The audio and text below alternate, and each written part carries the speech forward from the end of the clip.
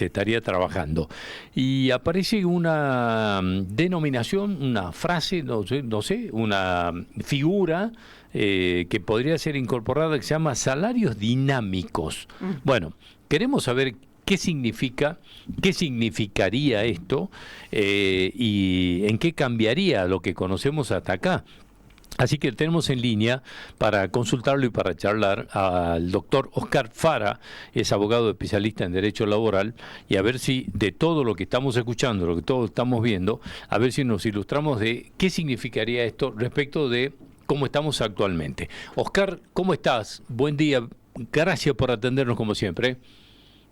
Buen día, Indio. Un gustazo escucharte y bueno, gracias a ustedes por llamar. Lo mismo, un gusto enorme escucharte. Bueno, contame un poco, ¿qué significa todo esto? Sobre todo, ¿qué es esto de salarios dinámicos? Contame. Bien. Es muy interesante el concepto en principio, ¿no? En principio el concepto es muy interesante en cuanto a las ideas que se han manifestado, pero lógicamente va a depender mucho de cómo se implemente, porque es dificilísimo esa tarea de implementación. El salario dinámico básicamente hace, o sea, según las ideas que he visto que ha expuesto el secretario de Trabajo, Cordero, refieren básicamente a varias cuestiones. Una que es el salario por rendimiento, o sea que tratar de remunerar al trabajador en base a un rendimiento. Si bien eso ya está previsto en la ley de contrato de trabajo, pero me parece que está previsto como posibilidad, pero me parece que como que quieren hacerlo de alguna manera algo más general, más como para todos los casos, y en lo cual es difícil la aplicación. Y en cuanto a las otras posibilidades de salario dinámico, se refiere a una realidad, a una realidad que existe en un país tan extenso como Argentina, que Argentina tiene mucha diversidad en todo aspecto. O sea, no podemos comparar una empresa del sur con exenciones impositivas, con un kiosquito en el norte, en lo más norte del país.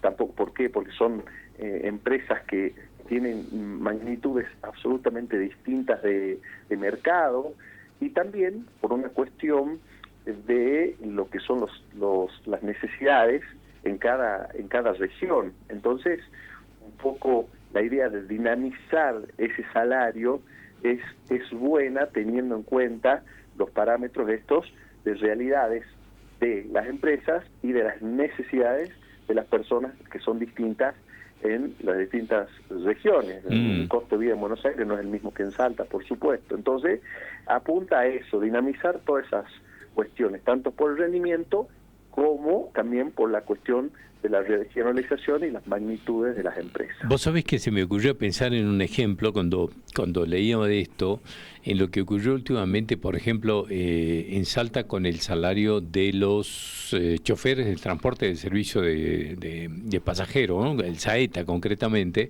cuando el gobierno nacional decide dejar de enviar el dinero de los subsidios al transporte y se lo deja a Cava, digamos, al sistema de servicio en la capital federal y todo lo que es la zona aledaña a la capital federal, y le corta al interior, los salarios se seguían negociando en Buenos Aires para todo el país. Entonces, en Buenos Aires se negociaba un salario para los choferes de Buenos Aires, donde las empresas tienen subsidios, y era un enorme alivio. Y en Salta se tenía que seguir pagando los mismos sueldos sin ese subsidio aportado por la nación. Y se negociaba en Buenos Aires para todo el país igual. No sé, se me ocurrió pensar en aquel momento, cuando lo empecé a leer estos días, dije, acá capaz que hay un ejemplo de esto. Pero exactamente, es muy real ese ejemplo. También, por ejemplo, lo que pasa en un sector que es muy...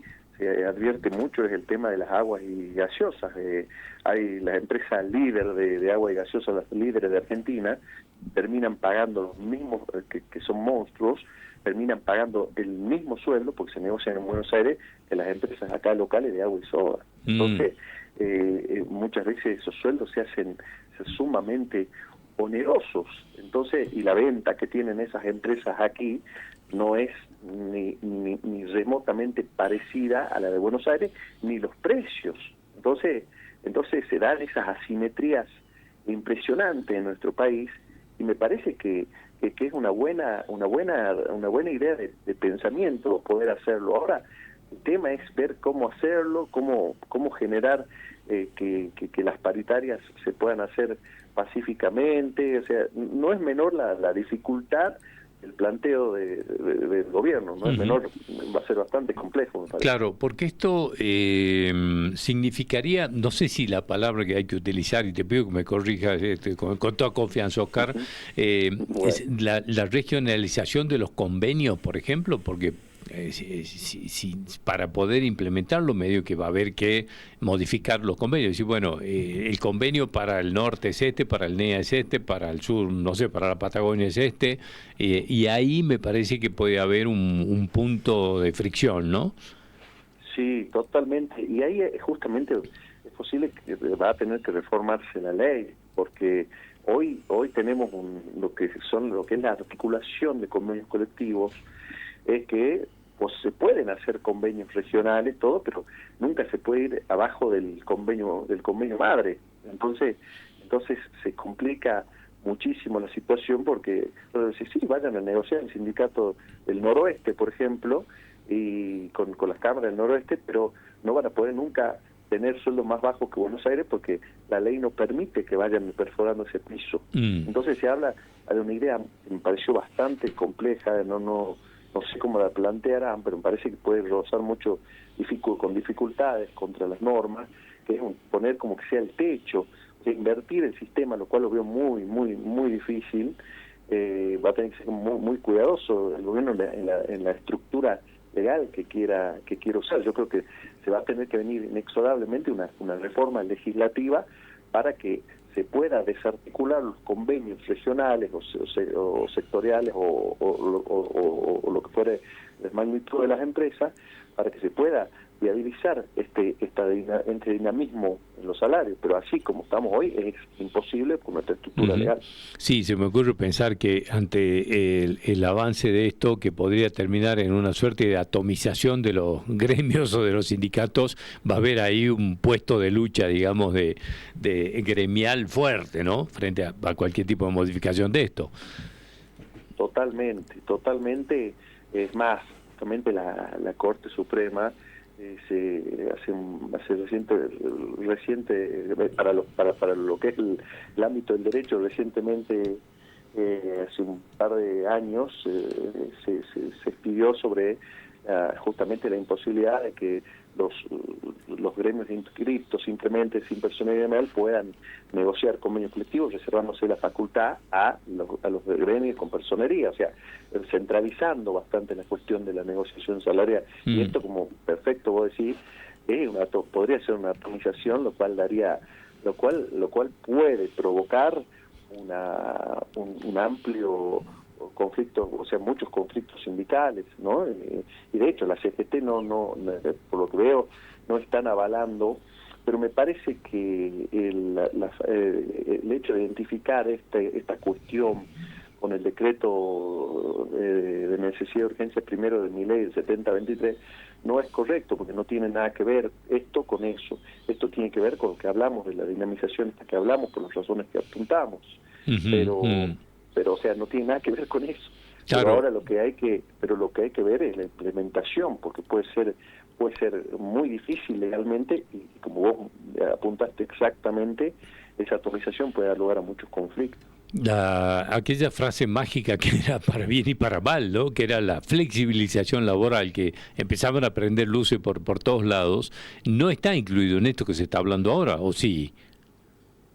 No, depende cómo se llama el concepto de flexibilización, porque si bien es una flexibilización en el sentido de que son nuevas herramientas legales, no por ampliarse las posibilidades, sacarle la rigidez a las normas, va a ser como la flexibilidad que se entendió como el concepto prohibido de flexibilidad, llamemos, que tiene el mundo laboral, que hace referencia más bien a la mengua de los derechos de los trabajadores, a la reducción o retraso de los derechos de los trabajadores. Quizás esto sea una cuestión para, digamos, darle más herramientas a las realidades y darle algo a las realidades que lo necesitan, porque las normas son instrumentos que tienen que ayudar a la sociedad a regular las situaciones que se necesitan,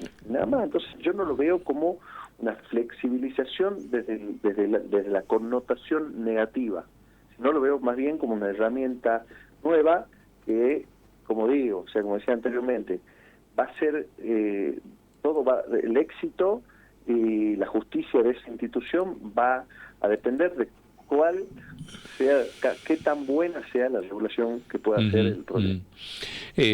Bueno, vos sabés que siempre que hablamos de esto, creo que